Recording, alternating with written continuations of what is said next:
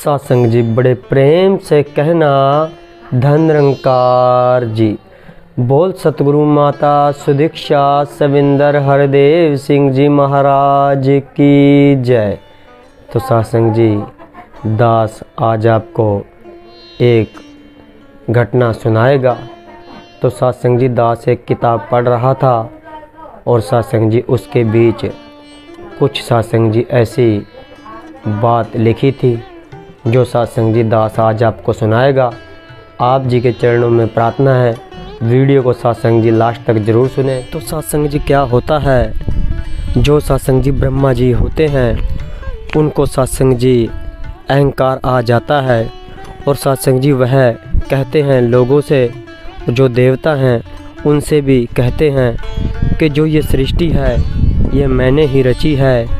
इसके बीच जितने वनस्पति हैं, पेड़ पौधे हैं, जीव जंतु है, मनुष्य हैं, इन सभी का निर्माण मैंने ही किया है। तो सत्संग जी जो ब्रह्मा जी होते हैं उसे सत्संग जी बहुत ज़्यादा अहंकार आ जाता है।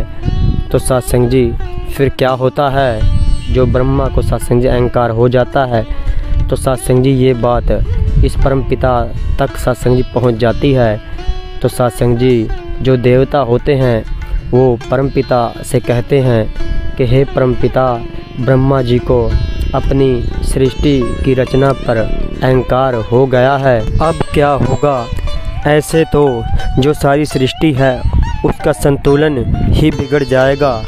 तो सत्संग जी जो परमपिता परमात्मा है वह सत्संग जी इसका रास्ता उन देवताओं को बतलाते हैं। फिर क्या होता है, जो ब्रह्मा जी होते हैं वह सत्संग जी पूरी सृष्टि का संतुलन सत्संग जी बिगाड़ देते हैं और सृष्टि का सत्संग जी जो चक्कर होता है वह रुक जाता है, क्योंकि सत्संग जी वह अपने आप को इस सृष्टि का कर्ता धर्ता मान लेते हैं और उनके मन के बीच उनमें अहंकार आ जाता है और वह कहते हैं कि ये सृष्टि मैंने ही बनाई है। तो सत्संग जी फिर क्या होता है, ये परमपिता परमात्मा एक खेल रचाता है और सत्संग जी जो रेगिस्तान होता है उसके बीच हजारों की संख्या में ऊँटों का निर्माण कर देता है और सत्संग जी उन ऊँटों के ऊपर एक एक संदूक धरा होता है और सत्संग जी फिर हजारों की लाखों की संख्या में वहाँ से ऊँट गुजर रहे होते हैं।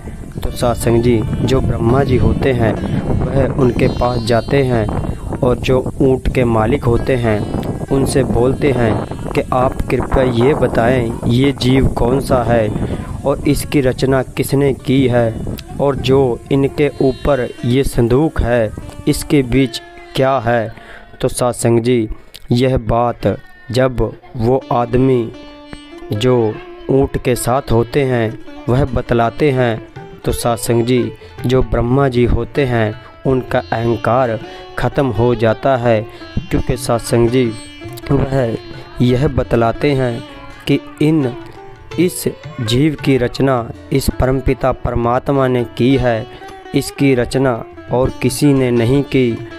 हमें इस परमपिता परमात्मा ने धरती पर भेजा है, क्योंकि धरती के ब्रह्मा जी को अपनी सृष्टि बनाने पर अहंकार हो गया है और जो ये संदूक है इसके बीच एक एक ब्रह्मा है और परमपिता परमात्मा ने कहा है जिस भी ब्रह्मा को अहंकार हो गया है आप उसे उस सृष्टि पर छोड़ दें।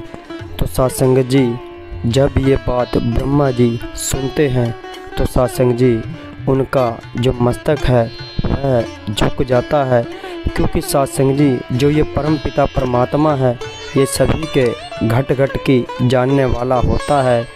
सत्संग जी इससे कोई भी बात नहीं छुप सकती। तो सत्संग जी दास ने ये किताब पढ़ रहा था तो सत्संग जी दास भी आपके सामने जो ये वीडियो बनाकर आपके साथ शेयर की है। तो सत्संग जी हम इस सतगुरु का एहसान मानें और इस सतगुरु का हमेशा आसरा लें, क्योंकि सत्संग जी इससे बढ़कर संसार में कोई और नहीं है। हमें भी सत्संग जी कभी किसी चीज़ का अहंकार ना आ जाए, ना धन का, ना दौलत का, ना तन का, ना सुंदरता का। तो सत्संग जी हमेशा इस सतगुरु को याद रखें, इसका एहसास रखें और जो भी इसका हुक्म आए इसके हुक्म में अपनी ज़िंदगी को सत्संग जी व्यतीत करें। और जो सेवा सिमरन सत्संग इसने दी है इसको सत्संग जी हम अपने जीवन में ढाल पाएँ। और सत्संग जी दास भी आप जी के चरणों में प्रार्थना करता है, दास में भी ऐसा गुण नहीं है जो आप संतों को सुना सके। अगर सत्संग जी दास पर कोई गलत शब्द बोल गया हो तो सत्संग जी दास को क्षमा करें। सत्संग जी बड़े प्रेम से कहना, धन निरंकार जी।